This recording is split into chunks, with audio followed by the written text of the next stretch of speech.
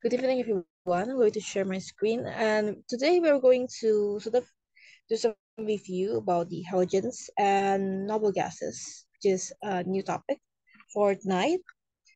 And I'm going to do this review and probably post the materials in the Google Classroom.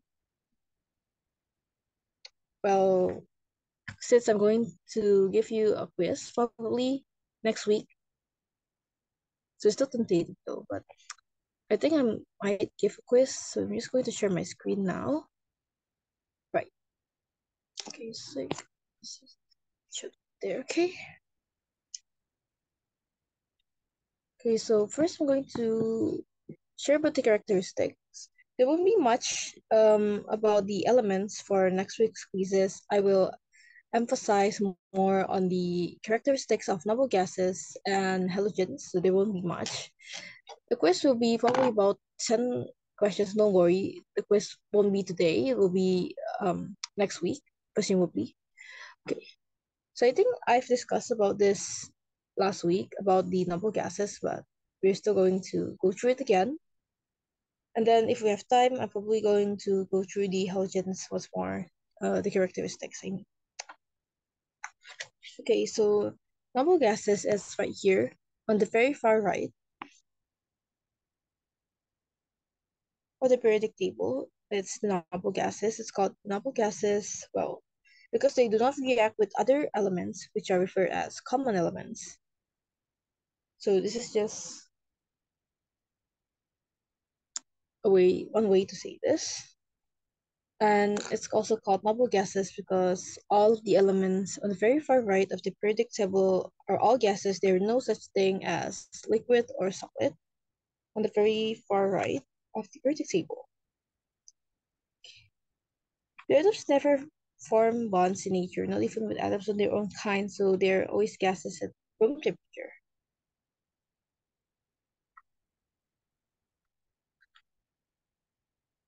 So the thing is, for example, like alkaline earth metals, alkaline metals, and halogens, they tend to react easily with other elements.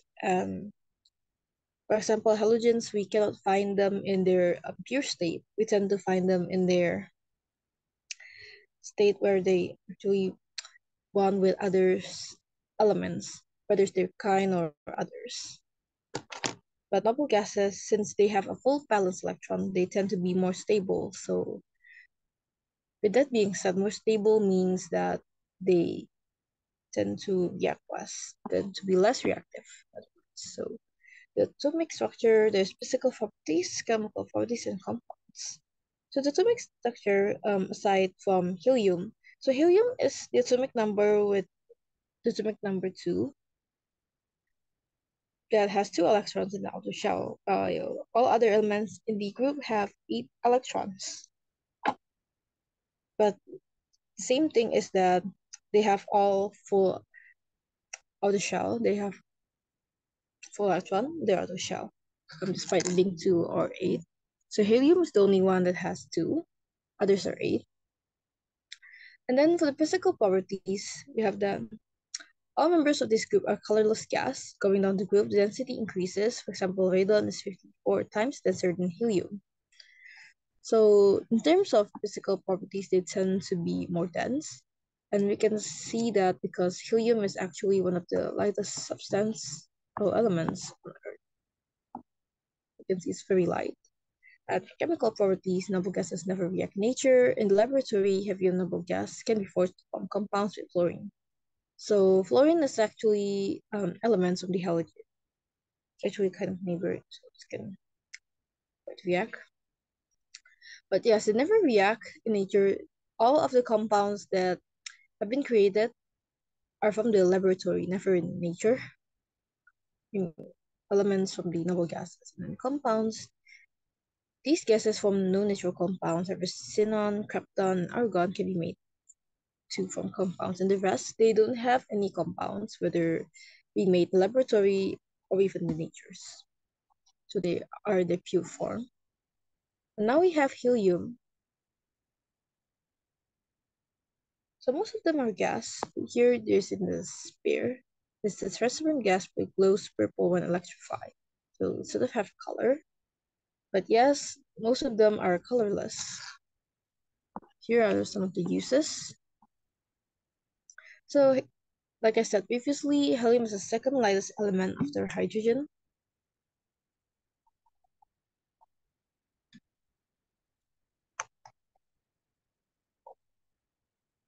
So you can read right there.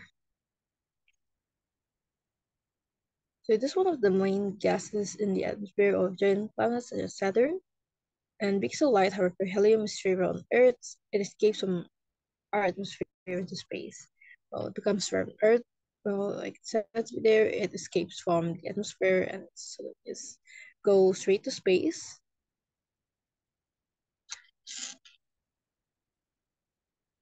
Okay. So it has the lowest melting point.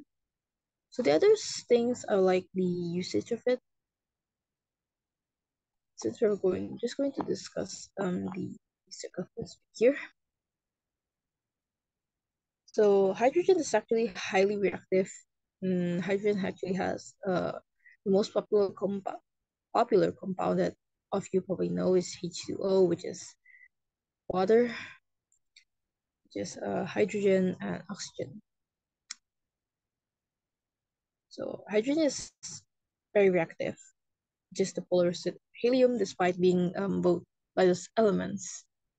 Okay, this probably makes it safe to use objects such as party balloons and airships. That's why not hydrogen, helium is the lightest substance that's like used for balloons that can float.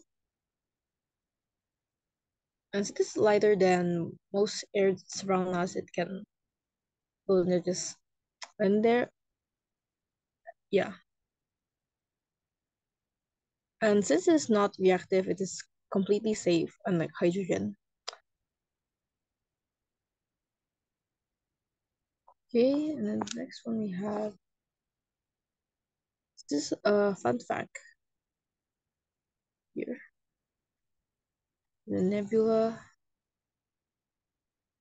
We are going to go to the next element, which is neon.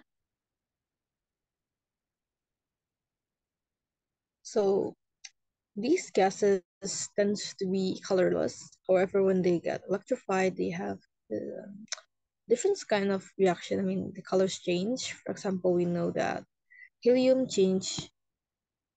I'm sorry, did I okay, check recording? Still recording. Okay, sorry about that. You know that helium tends to become purple, and tends actually becomes purple when electrified, while neon becomes like a red orange glow, sort of like a sunset color when electrified.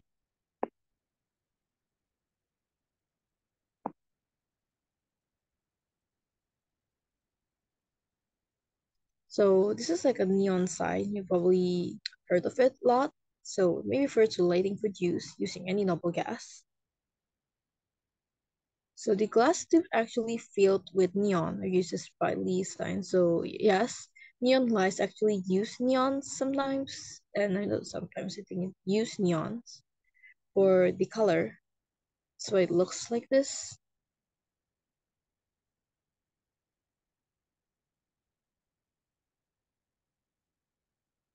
So neon can actually be mixed with helium to create research lasers. There. You see the helium neon laser right here next to the finger side.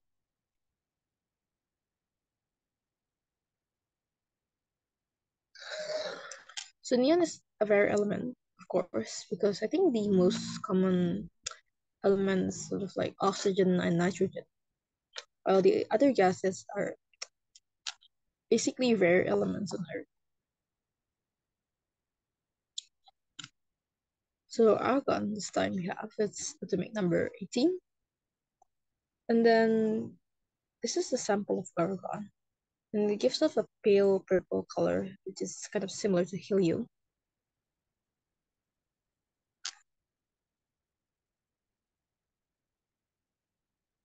Again, these colors sort of like, can we say just actified? They change to those colors when electrified.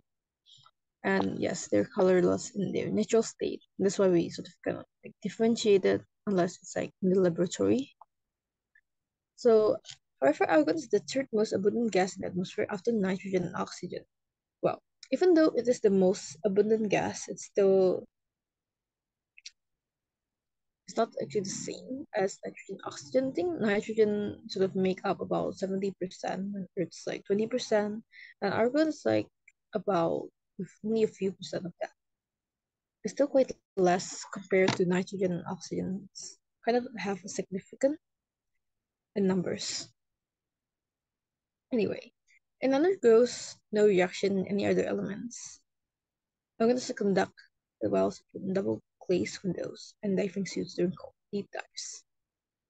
Its lack of reactivity is useful. Organs used in museum displays protect delicate exhibits, also drops, metals, reacting during hot water. This element can also be useful in the production of titanium.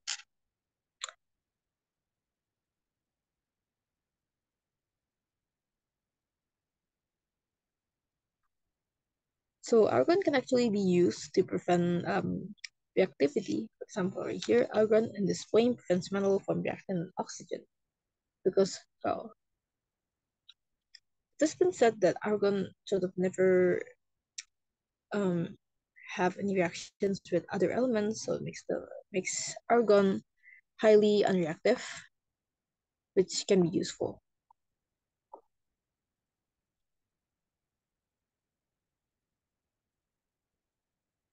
So we have krypton this time. So krypton, when electrified, gives off a pale blue light. Electricity flows through it. So Sir William Ramsay won Nobel Prize in Chemistry for discovering the noble gases. Interesting facts. Okay.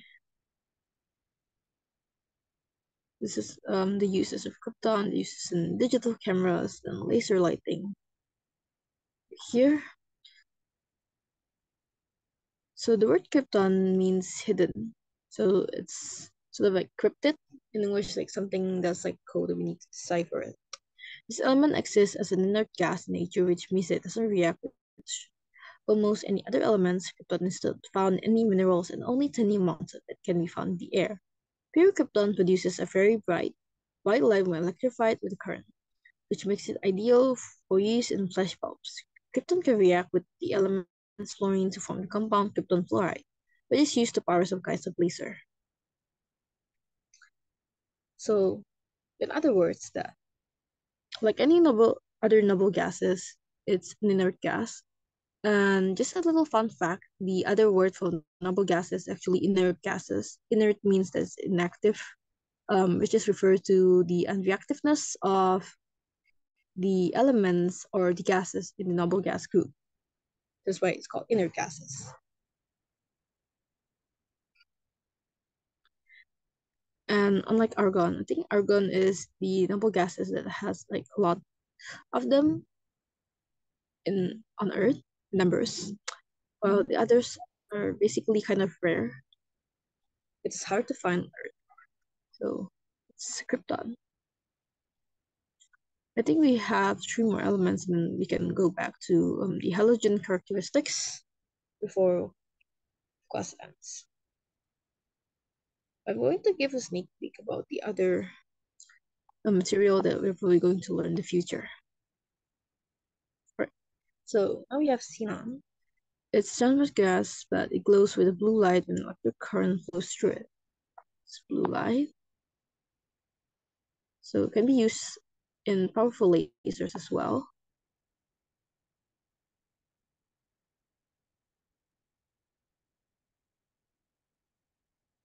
So here are some uses. You can see the pictures.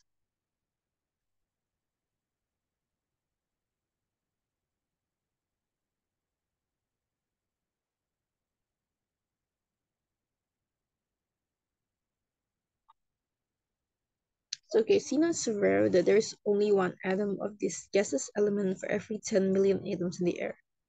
So it's so rare that it's actually the comparison is like 1 out of 10 millions. Like the other noble gases, xenon is colorless and odorless. Well, this is actually the main characteristic of noble gases. It glows brightly when electrified, making it useful in very powerful lamps such as those used in film projectors and car headlights. So usually, these noble gases, are basically very useful when they are electrified, can be useful. This gas is harmless when breathed in, can be used as an anesthetic. When preparing food, xenon lamps can purify the air. To propel spacecraft, xenon is used in some rocket engines that produce steams or fast-moving electrified atoms. So anesthetic is actually a substance that can make a patient unconscious. You can see right here. The xenon produced by this device make a patient unconscious before an operation, which is actually highly useful. So this anesthetic means.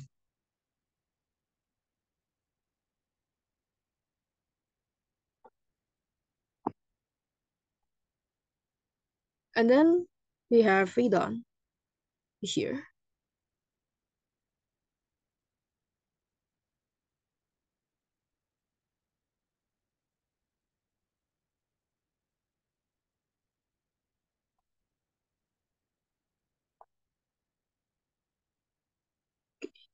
So radon is the only natural radioactive noble gas. Well, usually the lower part of each. I think it's actually what period is that? I think it's the sixth or seventh period. They are usually radioactive. These elements produced by the breakdown of uranium and other radioactive metals. Being a gas, radon escapes from minerals such as uranite to the air. But it's very radioactive and breathing it can cause illness such as lung cancer. So usually radioactive gases or elements, they're highly hazardous, meaning that they're dangerous and sometimes, well, they are toxic in characteristic, which can cause illness and presumably death. And most places, the amount of radon there is incredibly tiny. However, its level are high around volcanic springs and mud. Radon is also present in the water at geothermal power plants, which use heat energy from the volcanic rocks to make electricity. Radon is also more common in areas rich in granite rock. In these places, people use test kits to monitor their homes' radon levels. So they even monitor it because of, well, its radioactivity. Be dangerous. So here's some radon. For example, this is the radon home test kit. And now this is organism, which is actually I've never heard of this before. It's kind of uncommon because usually when you're at school, right, people will, I mean, the teacher will only teach you what the radon. They won't teach you what are these organism. So this is the Lewis structure, I think. So you can see it's a lot right there. Just gonna seeing that. Okay. So the heaviest element yet made is organoside. Scientists think it will be solid at room temperature, but may really be an unreactive noble gas. However, only a few atoms have been created so far, so its properties are not well understood. Organosine was first produced by a team of Russian and American scientists who smashed californium and calcium together at the Joint Institute for Nuclear Research, Russia. The element was named after Yuri Oganessian, the leader of the team. So technically, this organism is actually made by scientists, meaning that it is not naturally made. Rather, it's actually a part of an artificial element. This is basically the end of the book. So I need to review the halogen again.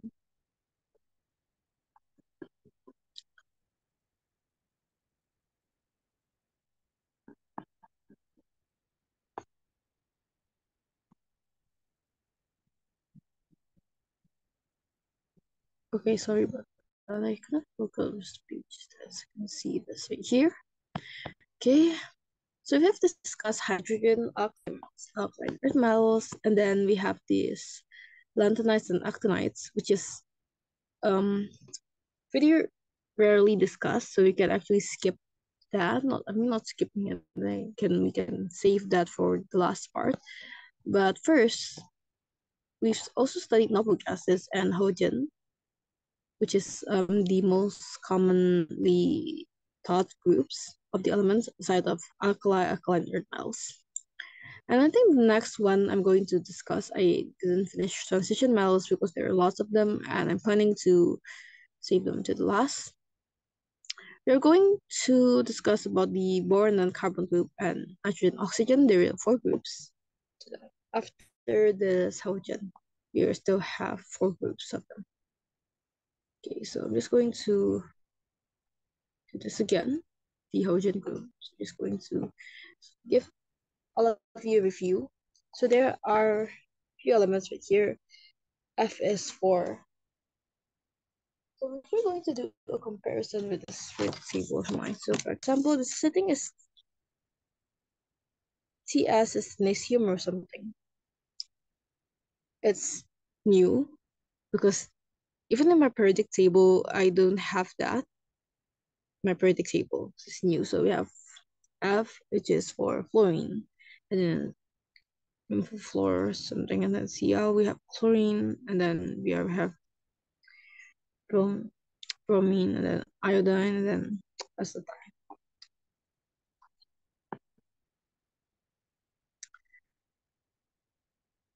Yeah, tennessine. Because it's artificial halogen, for example, like this organism, something we discussed in the noble gases. Both of them are new and it's artificial.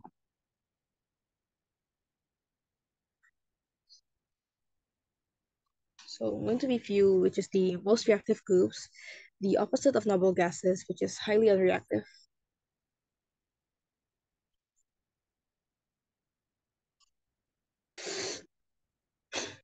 So this set include non-metals. So briefly, I'm gonna do sort of differences because I'm probably going to give a quiz next week. And the set includes non-metals, while noble gases, all of them are mostly, well, gases. This name halogen means salt former, which refers to the way that obstacles react with metals to form salts. So it tends to react to salts, such as sodium chloride, which is widely known as the common salt that we use for cooking. And scientists don't know about tennessine, artificial, yes, still new. Okay, so structure, all members have 7 electrons in their outer shell. So now we have all members have 7 electrons, unlike noble gases, while they are full, they have a full outer shell. But for except for helium, there's only 2. But 2 also count as full since it is on the first period right there on the periodic table. There is space for one more atom in each outer shell, and that's why it's highly reactive. And usually, halogen tends to react with the alkali metals, because well, halogen needs one more electron for the outer shell, while the alkali metals tends to give one more electron shell. And then for physical properties, bromine is the only halogen that is liquid. Fluorine and chlorine are gases, but iodine and acetylene are solids. So the physical properties vary. There are liquid, gases, and even solids. Unlike noble gases, well, all of them gases. And then for the chemical properties, we have every halogen atom receives 1 electron from other atoms to form a compound. And reactivity decreases down the group. So it's tend to be unreactive. And it goes down. So like I said, halogen atoms tend to receive 1 electron. So because they receive 1 electron, they tend to be more stable. And being more stable, so they can have as much outer shell. I mean, what is it? Electrons in their outer shell as much as 8, like the noble gases. That's why they tend to react to aim this stability. And then for the compounds, the halogens react with hydrogen to form acidic compounds. Halogen compounds are used in products such as bleach. So that's all for the halogen characteristics. And yes, there are 6 of them. And I think for noble guesses there are 7, but I don't think I'm going to test on Tenesium, Tensine, and then the other new element. So we can decrease that by 6, 7, so there'll be about 11 elements only and their characteristics.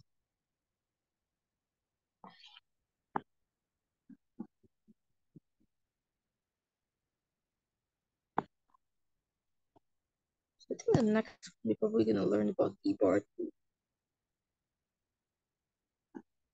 So this is actually pretty random and they don't really have any type of something because from boron until oxygen they actually just use the very top of the elements. So this were boron group, carbon group, nitrogen group, and oxygen group.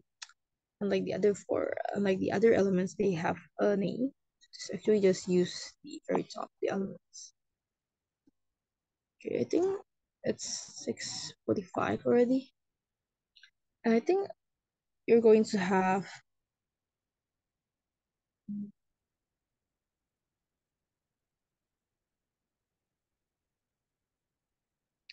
I think all of you are going to have the class at 7. So which is 15 minutes from now. I think I'm going to give you some time to prepare for your next class. I'm going to end this class early and I'll be sure to send the materials for next week's quizzes. So I think all of you can leave this class for now. Okay, just going to post. Okay, anyway, thank you everyone for participating in this class and I'm going to send the materials. Yeah, I don't think I can answer any questions. So yeah, so thank you to everyone once again for participating and all of you can leave this class and make sure to join the class at 7 p.m. for Buara's class and thank you very much. I'm going to stop it recording.